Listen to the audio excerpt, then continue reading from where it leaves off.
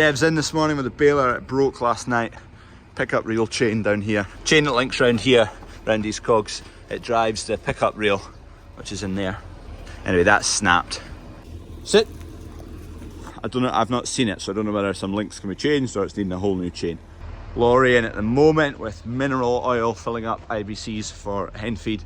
Kev's obviously had an attempt at finding bits to replace it with. There it is. Chain is back on. Kev found a new link in the workshop there, so that's it being replaced. Ground off the old knackered one. And then he's just going to give it a hurl and hopefully it goes no bother.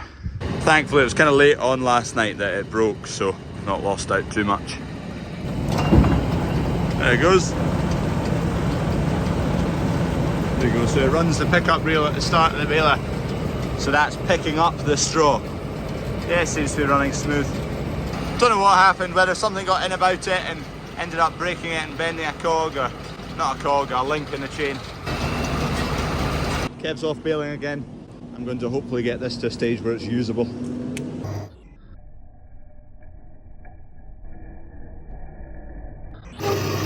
Final touches. Cap this bit of steel off. There we go. One there, one there, one there, and one here. It's good enough. It's turned into a grinder and paint job. Okay, the guard is now ready for a lick of paint. A couple of coats of primer. I have stolen the forklift from the solar panel guys because it's got a double extended boom. I think this might be a 12.5 metre boom. 12.5 metres. We've got a slack chain on the grain dryer, so we could do with getting that fixed. And this is able to reach where we need to get to. So I have pikeyed it. This is the comparison. So our machine 53660, this machine, which is I don't know what its weight capacity is, must be 535, 3.5 tonne to 12.5 metres, I think that means, which is a lot less than I thought. I thought it would have more capacity. Right, up we go. Basically it's the conveyor along the top side of the grain dryer, but it hangs off the far side, so you can't reach it from up there. That's it hanging off there. Tension it from up there. I can just rotate these big bolts and that should tighten it. I don't know if there'll be anything locking it in place. I don't really want to take this off because it's well sealed. It must be well sealed for a reason because it's not meant to come off.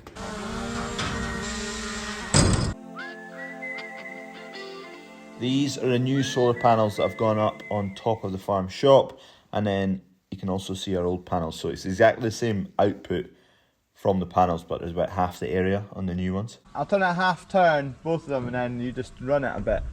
Give it a wiggle just now. Right, how's that? Yeah. Better, no different? That's better, better. A bit more? Yeah, I would say, yeah. Right, try that. Run that and see if it's still chattering. Yeah, go for it. Right, I'll tighten it a wee touch more. It's not a long conveyor, so you would think it would need a lot of... No, it shouldn't do. Right, run that. Well, it seems like it's rattling when it goes round this corner, I think. This end rather than the other end. Yeah. I could open up this inspection plate.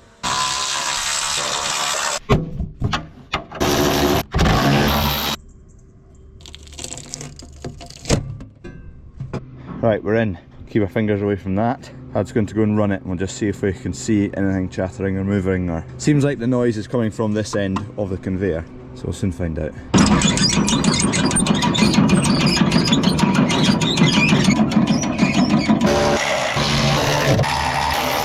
Right, we're all tensioned up. There's still a wee bit of a noise, but I don't think it's anything to worry about. It was slightly slack, but it didn't need much adjustment. It's a short conveyor, so you don't need much rotation in the adjusters to actually tighten it up. This is a batch dryer we have. A few people ask why we don't run it in continuous flow mode, because it doesn't do continuous flow. You need another elevator. You can see there's a slight bend in the boom when it's right the way out. It's probably not a bend, it's probably just slop in the bushes that are in the casing for the boom. Anyway, very handy having a 12.5 metre machine. There you go, that's the comparison. That's a belter of a boom, that. A piddly wee thing in comparison.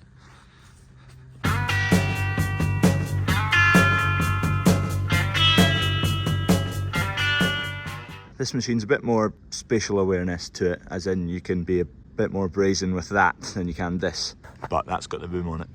Our machine would be a bit more agile, same lift capacity, same wheelbase. This machine's just a bit longer on each end and it's got a massive boom. So the bonus of this, you get a big boom so you can reach wherever you want to get to. Whereas that machine, you're just a bit more agile around about the sheds. So if we were to only ever have one forklift, it is very, very handy having this extended boom. Very handy indeed. But it's just a bit more cumbersome around the yard. And we only ever need a double extended boom like once, maybe twice a year. And it'll be significantly more expensive, a double boom, than a single. I think this machine is brilliant. When we come to upgrading the old forklift along the road, the new versions of they've got so much safety protocol on them, you can't do anything. Apparently the newest versions of them, you cannot operate with that door open. It beeps and flashes and warns you. Let me know if that's the case. But that is a pain, because I love fleeing about with the door open. It's a bit of fresh air. Don't know when it comes to replacing the old one, whether we look for a second-hand version of exactly the same as that, because we love that machine, it is brilliant. Or we look for a new one, I don't know. It'll probably be a yellow, a JCB. Good pieces of kit. I don't know whether the difference in them now compared to the other brands is as astronomical as it used to be. Not price-wise, in functionality and the machine's longevity and quality of the machine. I don't think that disparity in the gap's there anymore, but I still think they're awesome. Here comes the Stewart.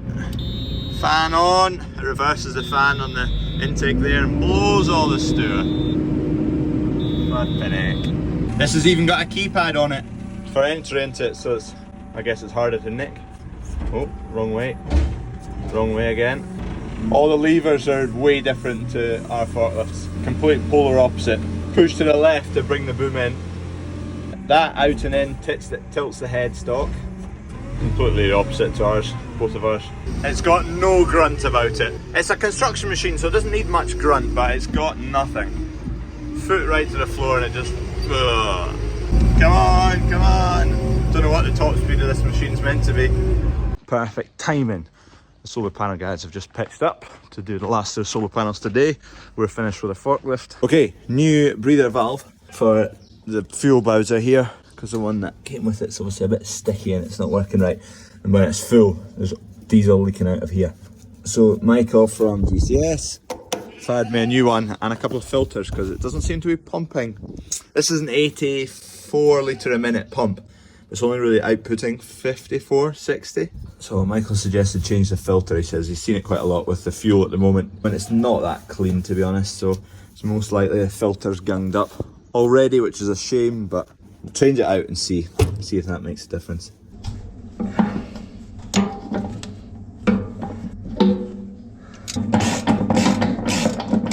Gunged up old manky one, new shiny one. Bit of crud through all that. I suspect there must have been a bit of rubbish, just leftovers from cleaning it down. Didn't quite get everything, and the fuel's taken the rest of it. But the filter's cleaned it, so hopefully now that it's all ran through this filter, that's most of the gunk out of the tank. Good clean, back together, and hopefully we're back to 84 litres a minute fuel. And in the background, new filter.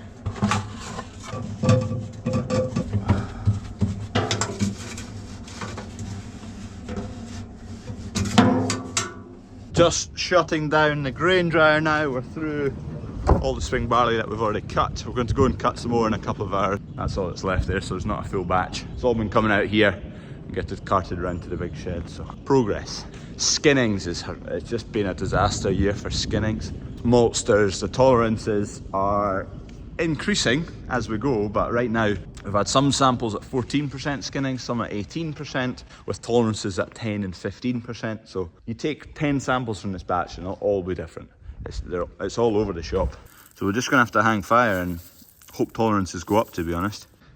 So we're up creek without a paddle. Going combining, it's gonna be a quick, fast pace day. Let's get the header. We have more baler issues. It's now not cutting the net. We're out at the baler now, we're trying to get our heads around what's going on, but effectively the system's not releasing the knife to cut the net, and this bracket needs to flip over that roller and it's not making it. We're not exactly sure how it all works, but one I think this may be, if we lengthen this bracket, that might push the wee brass looking bracket over the top of that roller, but we're not that sure. I'm going to lengthen that and see what happens.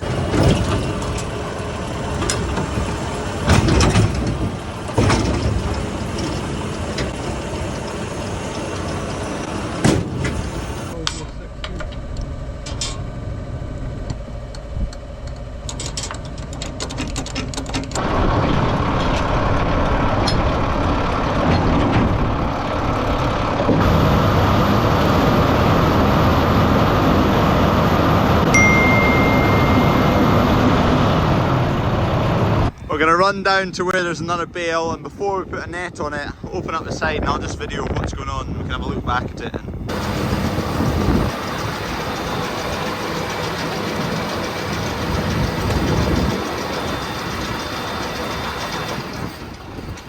Same again, nothing. Let's soon find out.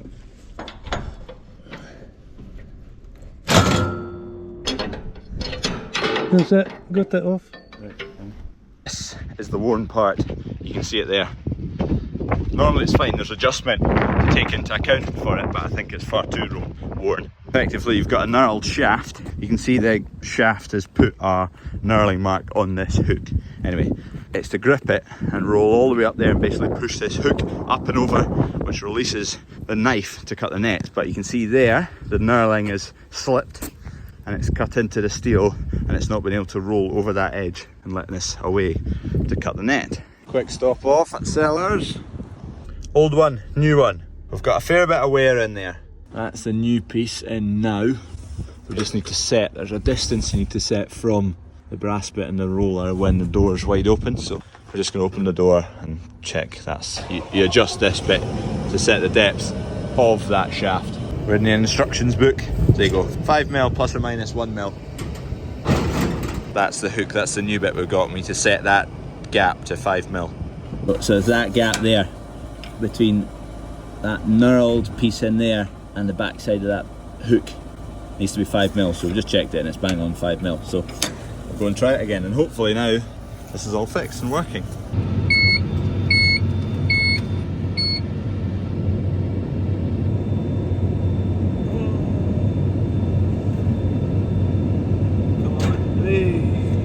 We're kind of fixed. That's why we're not fully fixed. The net's just not grabbing onto the bale as well. It's been a bit of an issue. It's quite windy, I don't know if you can hear me, but yeah, that bale has been a right bother this year, and towards the end of last season as well. It's giving us trouble. Anyway, it's somewhat working. And I'm back in the tractor now. Cutting grain, so I'll swap back with Dad. We've got that baler somewhat fixed. We'll just be shifting grain and combining for the next few hours, so it's, I don't know, it's about 5 o'clock now. We'll go till 9, 10 o'clock. We've got a good few days going and we're getting there, so we're not needing to stretch right into the dead of night. Don't forget to subscribe if you're not already. We're almost at 20,000. Can we get there before the end of harvest? Hope so. Cheers for watching, very much appreciated. Like the video as well on your way out. Adios.